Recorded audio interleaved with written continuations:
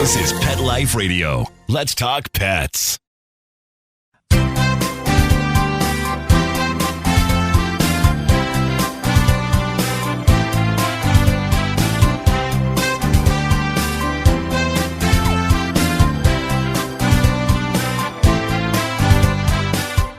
And welcome to Ask the Vets with Dr. Jeff here on Pet Life Radio's live call-in show. And you're here live with Dr. Jeff Werber, and here for you, here for your pets, answer questions, talk about anything you want to talk about.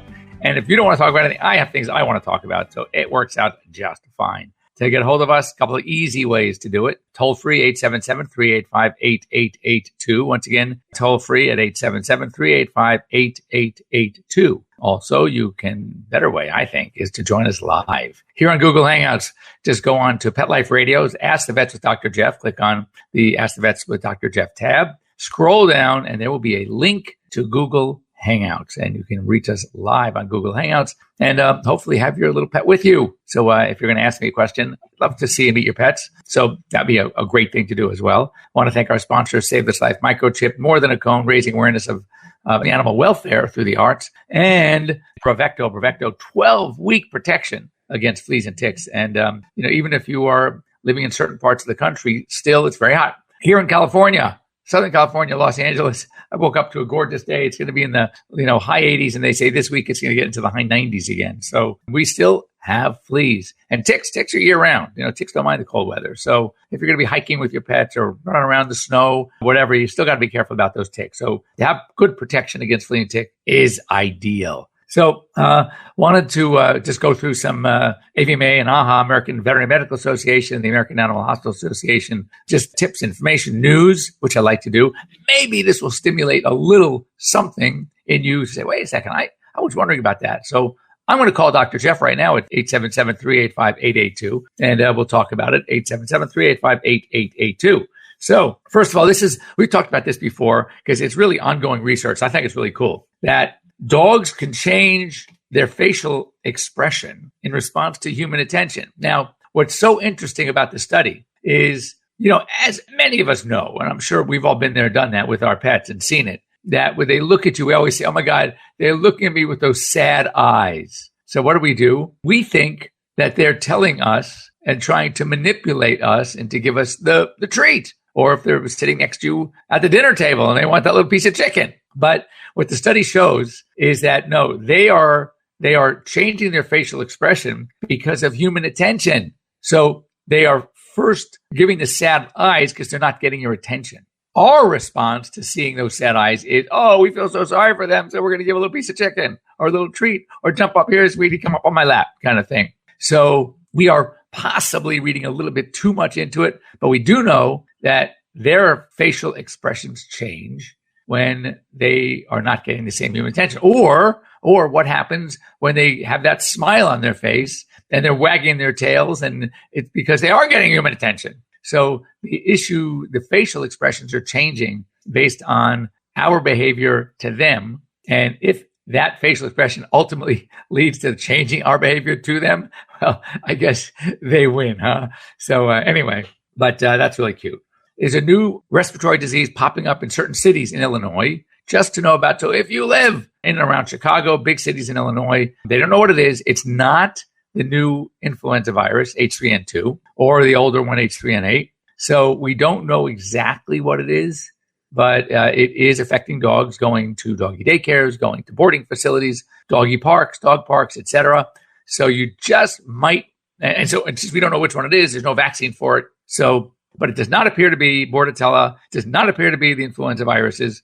So nobody knows what it is. Not deadly, but it is making dogs sick. So if you live in those areas anywhere in Illinois, big city Illinois, you might want to just take note. The recommendations at this point are just to go easy when it comes to your pets in these places. This one I thought was really, really amazing. And, we always say that research there's no such thing as research here's for animals and here's for people. There is so much cooperative efforts going on with these different research institutions, the veterinary schools, the medical schools, etc. But this one is really, really cool. So it's gene therapy. Of course, we've heard some things, advances in gene therapy that basically restoring function to injured horses. And this is really cool. So what they're doing is they are taking, I'm going to be a little technical here, but I can explain it if you want to hear an explanation, but it's vascular endothelial growth factor gene. So that the endothelial tissue is the tissue on the inside of the vessels, things like epidermis, right? Epithelial, that's on the outside. Endo is on the inside. So vascular, meaning the blood vessels. So it's a growth factor gene that stimulates growth of the inside of vascular vessels. Okay. That's a growth factor gene. And a certain protein that is it's called bone morphogenic protein 2. Anyway, so as they bring new blood vessels, new vasculature to areas of injured ligaments and tendons, which, by the way, one of the biggest problems when it comes to ligaments and tendons, they don't have good blood supply. So the healing by just nature of tincture of time is really not that good. Even, for example, when you do tendon surgery, let's say Achilles tendon surgery, we can actually take the two ends of the Achilles tendon. We use some special suturing patterns to bring them together, interlocking type sutures. We use suture material that does not absorb. So it's non-absorbable, meaning it's permanent. We use certainly what we call a monofilament suture material. We don't want it to act as a wick for infection. And it stays there forever because healing of tendons and ligaments is really not that great. So we rely on permanent sutures to always be there. Now you'll get scarring around the sutures. It'll ultimately be okay, but we know that they have poor blood supply. So to be able to enhance blood supply to these tissues that typically do not have a good blood supply, that's magic. So can you imagine? This is amazing. So you take these horses and you inject this combination of gene therapy, vascular endothelial factor, the bone morphogenic protein 2, all right? And they can walk and trot within 3 weeks and gallop within 2 months. That's amazing. I'm sure you all know if you have a racetrack horse, for example, that is injured and can't run, they have a tough time walking. You do know, I don't have to remind you or tell you what the fate of this horse often is. And that's terrible. They can't make it into a workhorse. Now they can, and now they may not bring it back up to a track, but to be able to have them walk, trot, even gallop and work, all right, it's going to save just thousands of horses' lives. So I think this is really, really cool stuff. Now, clearly, what is going to happen if this is discovered and it works and they start putting it to the test and beyond just the laboratory kind of thing, and we take this to people? You know how many people out there have torn cruciate ligaments, right? Or torn collateral ligaments in their knee, ligaments in their shoulders, and end up needing surgery? Can you imagine if there was something you can actually inject into them? And again, if they're an athlete, they may not pitch again, but just to be able to go through life and still be active and not have pain, I think that is amazing. So I think that's pretty cool stuff. Just one thing. I'd like to report good things. So had a fairly young Labrador in our office. ADR, ain't doing right. It was, and I'm saying it like 4-year-old, 5-year-old Labrador, and could see a mass on x-ray. And usually when you have a Labrador with a mass in the cranial abdomen, you're thinking something spleen. And dogs, these large breed dogs especially, are known for their splenic tumors. So we go in surgically, tell the owner that we got to go and explore. Looks like a spleen. Let's remove it. Sure enough, it was a spleen, a splenic tumor. We remove it. And after removing, these are pretty vascular. We were still getting some oozing. And it wasn't coming from anything that we had just removed. And there was some blood in the belly already, which we assumed was from the spleen. So we start going through the abdomen and pulling out the intestines and getting a good look. And there is a firm mass down at the area of what we call the mesenteric lymph node that is very swollen, oozing, and rock hard. And actually certain parts of the intestine were adhering to this node.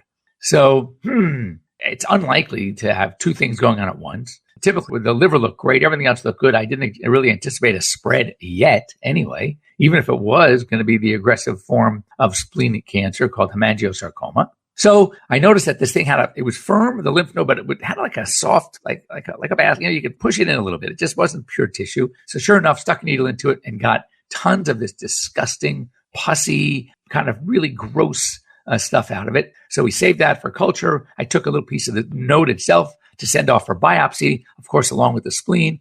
And we, told the owner, it's very bizarre. The splenic tumor looked pretty ugly. Many of them, probably most of them, are going to be hemangiosarcoma. So it's sort of a very sad day for them. But we completed a surgery, woke the dog up. They came to visit after surgery. They were very, very sad because with these two things going on and how sick the dog was prior, the prognosis was guarded at best. So we sent everything off. The dog over the last week is getting a little stronger, a little better, which we were very happy, as they were too. The more time they spend with this dog, the better. And just got the results last night. And the spleen wasn't even one of the big three, which is a hemangiosarcoma, hemangioma, or splenic hematoma, but it was a myelolipoma. So it was like the muscle portion of the spleen had a big fatty mass, and the fatty mass grew and started rupturing through the spleen tissue, which caused the ugly look and the bleeding from the spleen, etc. And that is benign, which means removing the spleen is curative.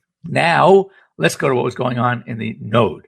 The node was some sort of weird abscess, possibly from some sort of trauma, infection, something the dog, who knows? They don't know why it is, but it is not lymphoma.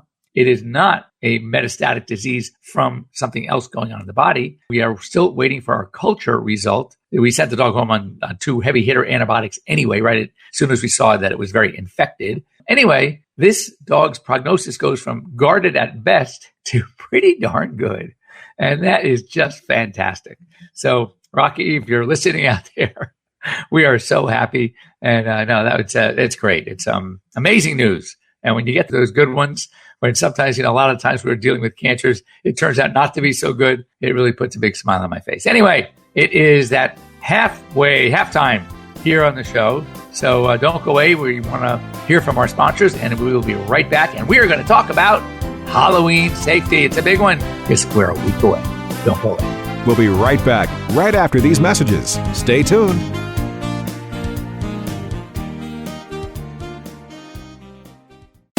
As a dog, I know a lot about fleas and ticks, so trust me when I say no other tasty chew protects dogs as long as Bravecto. One Bravecto chew keeps fleas and ticks away for up to 12 weeks. Be a good human and ask your vet about Bravecto. Bravecto may cause vomiting. They called it elephant skin. It was rough, wrinkly, like a Brillo pad. His hair was falling out in clumps. Petey stopped eating and all his hair fell out. Our golden retriever, Sundance, he scratched incessantly. There was hair all over. DINOVITE.com. 859-428-1000. The omega-3 fatty acids. Flaxseed, zinc, alfalfa. The digestive enzymes that are cooked out of regular dog food. Dinovite is nutrition. Within 2 weeks, the shedding slowed down to almost none. The scratching went away after a few days, and Sundance's coat was starting to get shiny and glossy. It's a 180 turnaround. His skin has cleared up. He's not in pain. If your dog has shedding, dry skin, excessive scratching, do the Dinovite. 859-428-1000. 859-428-1000. Dinovite for life. DINOVITE.com. Let's talk pets. Let's talk pets On Pet Life Radio. Pet Life Radio. PetLifeRadio.com.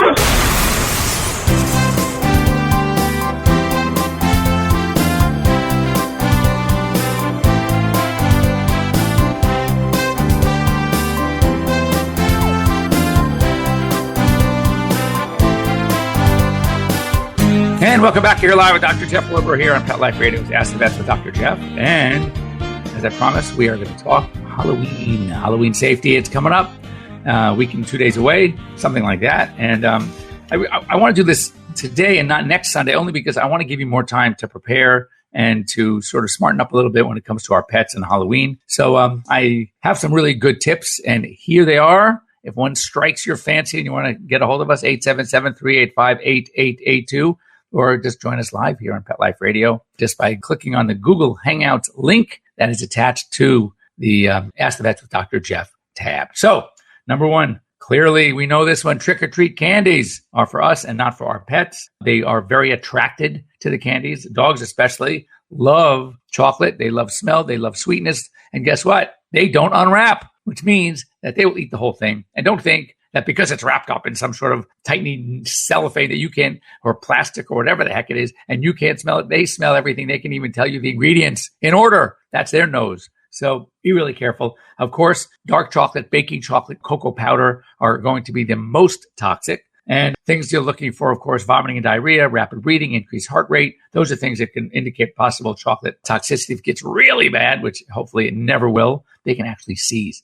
One other thing when it comes to candies, a lot of people are becoming much more conscious and aware of sugar. So what are they using? Sugar substitutes like xylitol. Look at the ingredients. If there is any xylitol, Xylitol, in the candy or the mint or the sugarless gum, that is very, very, very toxic to dogs. So be careful. You want to make sure that they do not get a hold of it. It messes up with their sugar balance. It makes the body think that they have it when they don't. And they can actually get super hypoglycemic and also almost like a diabetic. It becomes hypoglycemic and seize. So be really careful. And with cats, we don't know for sure. Cats are smarter anyway, and they're not attracted by sweet, so they probably wouldn't eat it anyway. We don't know if it has the same effect on cats, but stay away. Try not to leave your pets outside in the yard alone. There's a lot of noise, a lot of commotion, and we don't want them to freak out.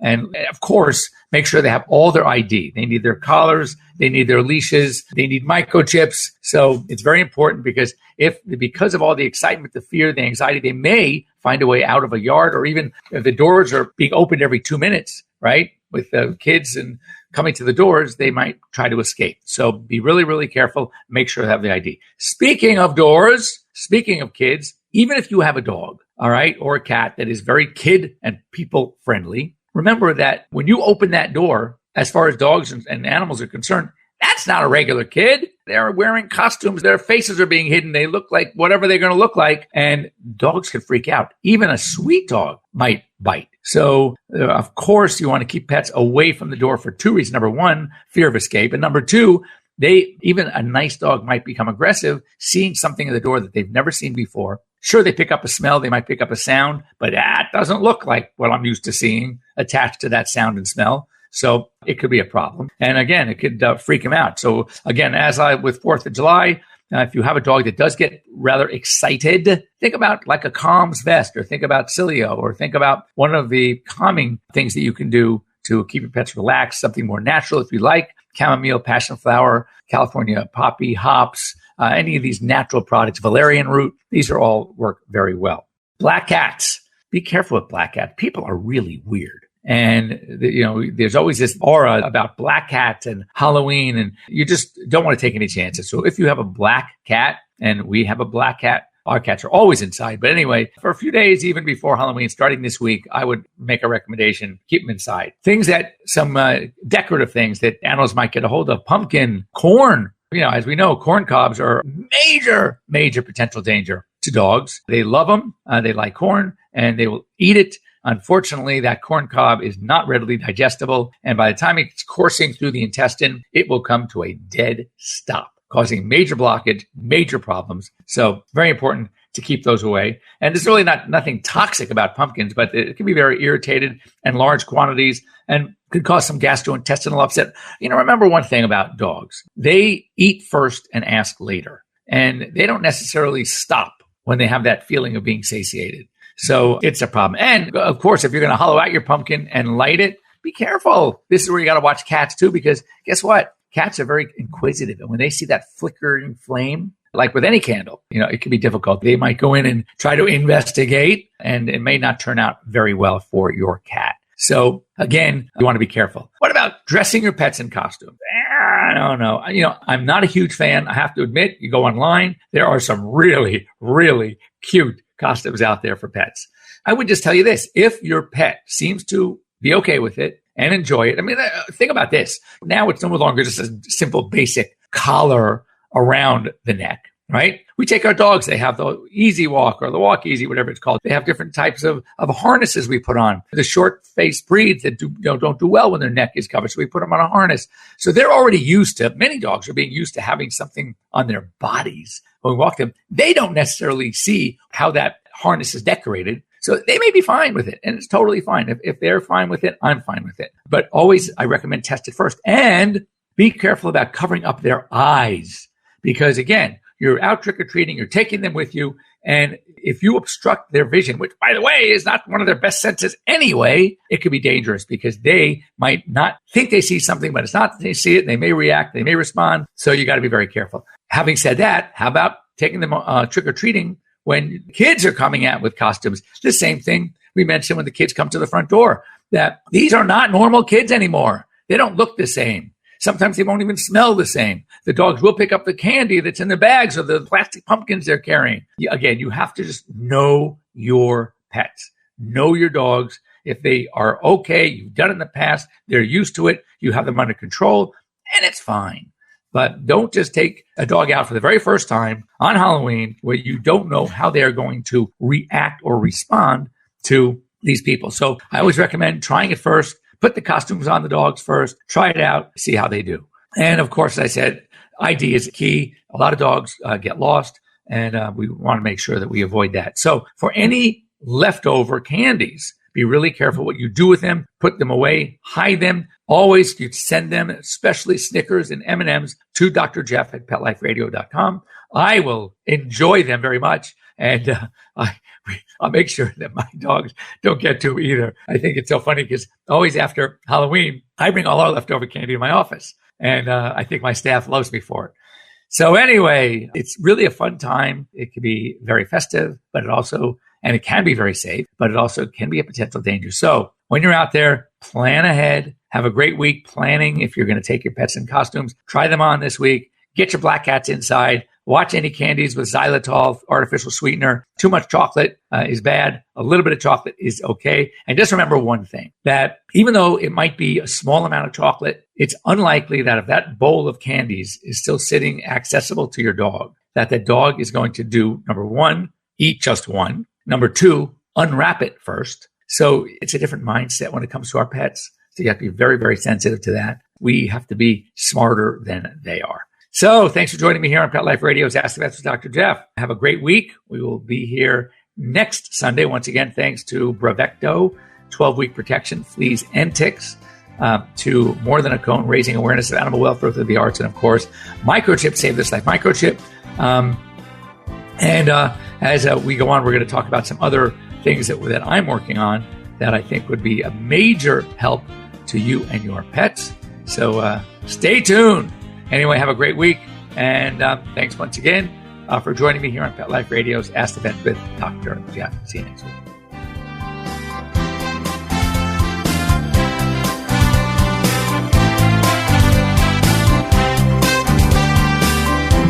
Let's Talk Pets, every week on demand, only on PetLifeRadio.com.